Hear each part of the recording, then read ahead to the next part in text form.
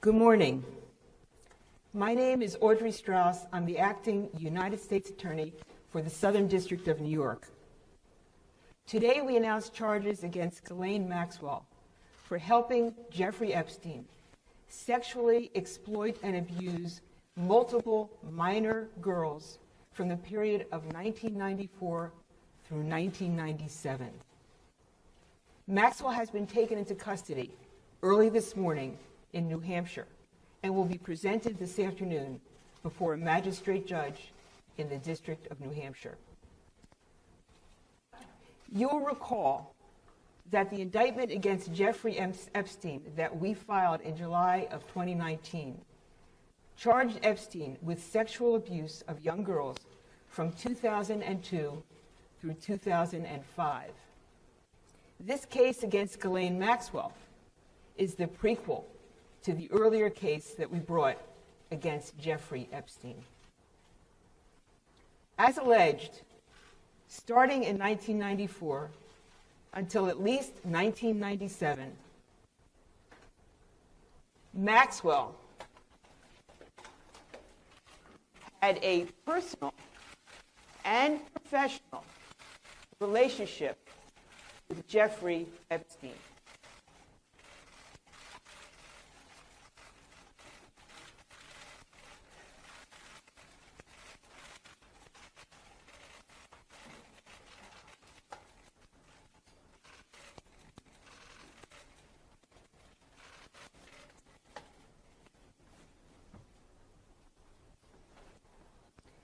Maxwell was among Epstein's closest associates and helped him exploit girls who were as young as 14 years old.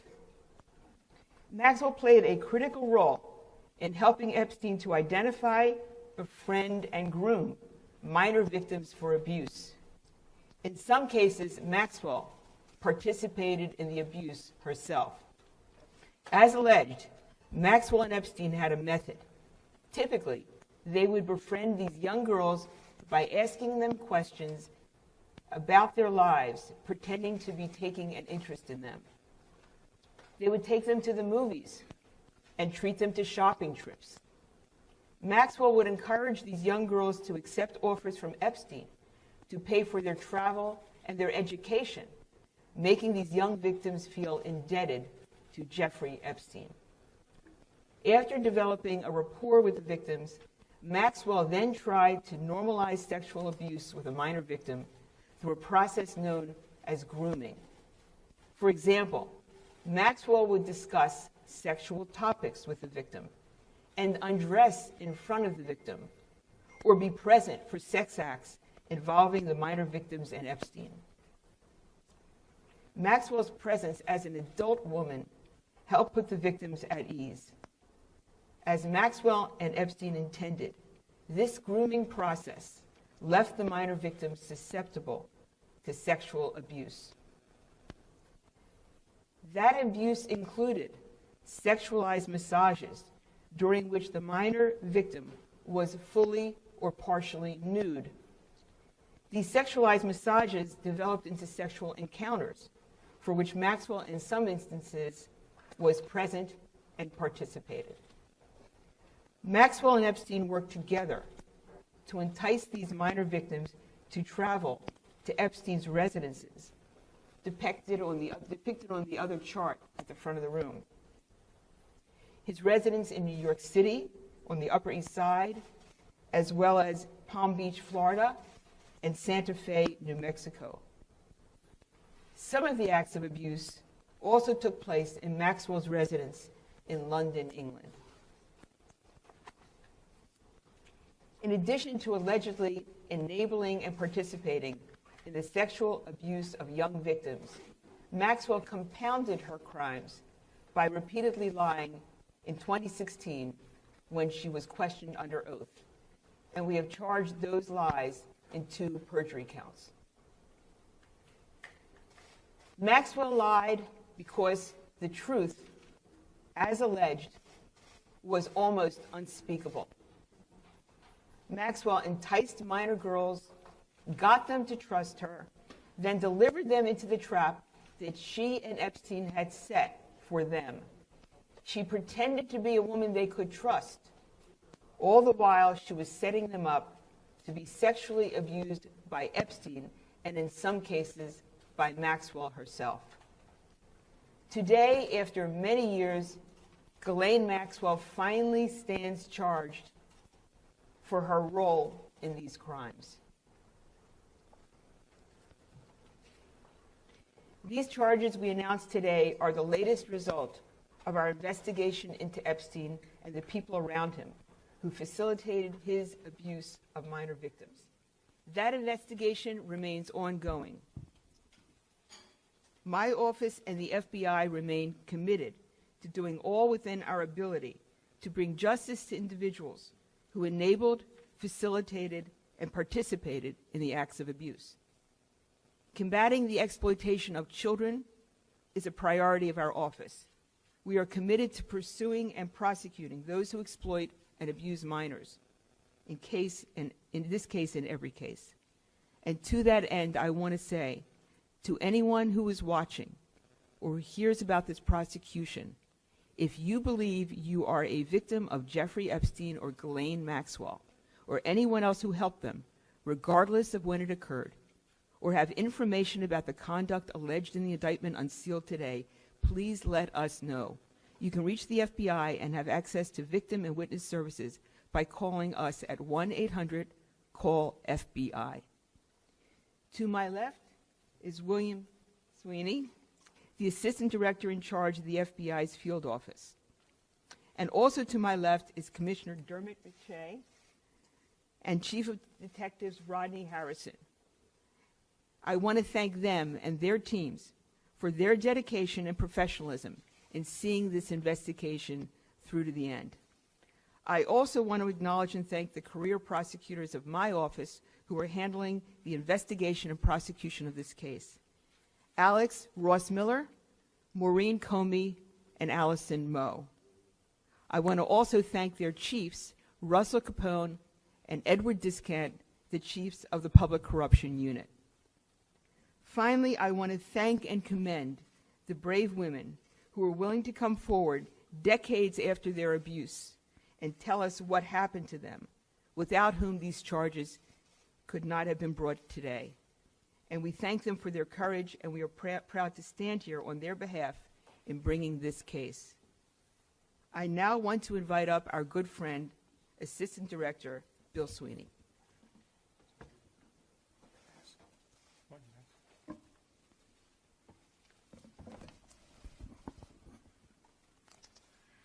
Thank you, Audrey. Almost 1 year ago, when our offices stood before you and announced the arrest of Jeffrey Epstein, I stated that preserving the innocence of children is among the most important responsibilities we carry as adults. Too often, adults in our society have turned a blind eye to the type of criminal behavior that we announced back then and announce again today. The villains in these outrageous crimes are the adult perpetrators, not the youth who are our neighbors, our students, vulnerable foster children, and teens seeking support. Today, we announced the arrest of one of the villains in this investigation. Early this morning, Ghislaine Maxwell was arrested in Bradford, New Hampshire, by FBI special agents and NYPD detectives from the FBI NYPD Crimes Against Children Task Force. Our team from New York was assisted by special agents assigned to our Boston, Newark, New Haven, and Albany field offices. We have been discreetly keeping tabs on Maxwell's whereabouts as we worked this investigation, and more recently we learned she had slithered away to a gorgeous property in New Hampshire, continuing to live a life of privilege while her victims live with the trauma inflicted upon them years ago. We moved when we were ready, and Ms. Maxwell was arrested without incident. Like Epstein, Ms. Maxwell chose to blatantly disregard the law and her responsibility as an adult, using whatever means she had at her disposal to lure vulnerable youth into behavior they should never have been exposed and which creates lasting harm. We allege that from at least 1994 through at least 1997, Ms. Maxwell assisted Jeffrey Epstein's abuse of minor girls by helping to recruit, entice, groom, and abuse children under the age of 18. She befriended the innocent, attempted to normalize sexual abuse, and worked to put victims at ease, aware the entire time of the abuse that would follow. When questioned about her conduct in 2016, we allege Ms. Maxwell lied under oath. I'd like to take a moment again to speak directly to the victims. There never was, nor shall there be, an excuse for the criminal behavior you were subjected to. We know that your quest for justice has been met with great disappointment and that reliving these events is traumatic. When we met you, we told you that in the eyes of the FBI, you come first. I would like to thank you for the trust you place in our investigative teams as we work to hold the adult perpetrators accountable. For the many victims of other adult perpetrators who may be listening or get word of today's announcement, the example set by the women involved in this investigation has been a powerful one. They persevered against the rich and the connected, and they did so without a badge, a gun, or a subpoena, and they stood together. I have no doubt the bravery exhibited by the women in this investigation has empowered others to speak up about the crimes that they have been subjected to. If you are listening today and are the victim of child sex trafficking, please call 1-800-CALL-FBI or contact us online at tips.fbi.gov. If you are an adult who believes a child or a teen is being exploited, or believe a child or a teen has exhibited signs of exploitation, please contact law enforcement. The National Center for Missing and Exploited Children's website is a great resource for information about the indicators of sex trafficking. Take a few minutes to educate yourself. Click on the issues section of that website. Take a moment to learn how to spot the vulnerable and protect them. The website is missingkids.org. Finally, I want to extend my sincere thanks to the task force in New York, the leadership and the prosecutors of the Southern District of New York. You have quietly and professionally executed your mission as public servants, advocating for the most vulnerable in society and holding perpetrators accountable regardless of their perceived wealth, connections, or the passage of time. Thank you for putting the victims first. I'm going to turn it over to Commissioner Shea.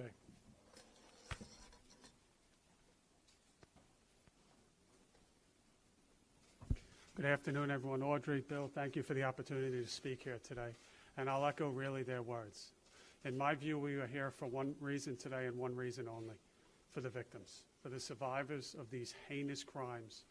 And I will remind everyone that although we are talking about periods of time 20 or close to 30 years in the past, for the victims, the survivors of these sexual assaults, these crimes are as fresh today and the impact that they caused on their psyche as they were then. I want to take a special moment to thank Chief Rodney Harrison and the men and women of the New York City Police Department that worked on this case hand in hand with Bill Sweeney's special agents. Thank you.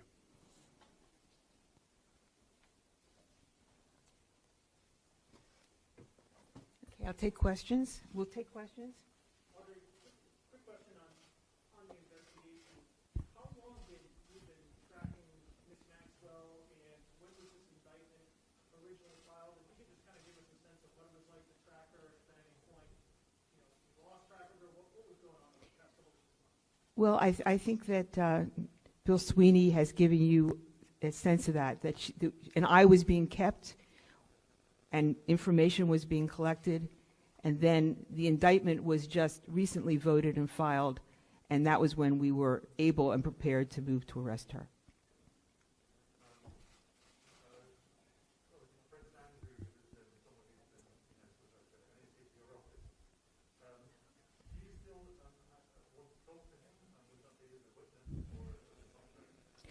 I'm not going to comment on anyone's status in this investigation, but I will say that we would welcome Prince Andrew coming in to talk with us. We would like to have the benefit of his statement.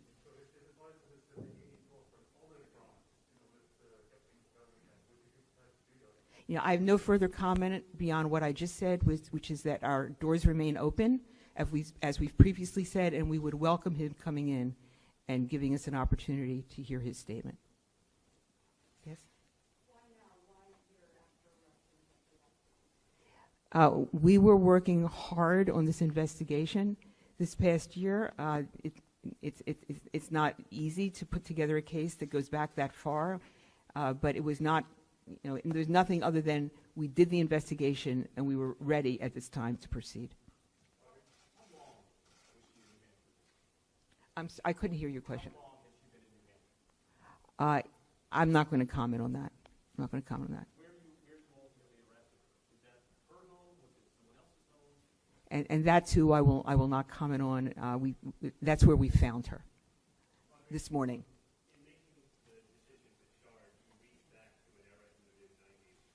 Is there any physical evidence, or is it merely the word of the women, the unnamed victims? Again, I won't comment on, beyond the scope of the indictment.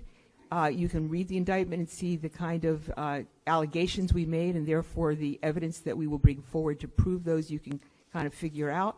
But I'm not going to comment on the specific evidence in the case. That will be seen in the event that she goes to trial.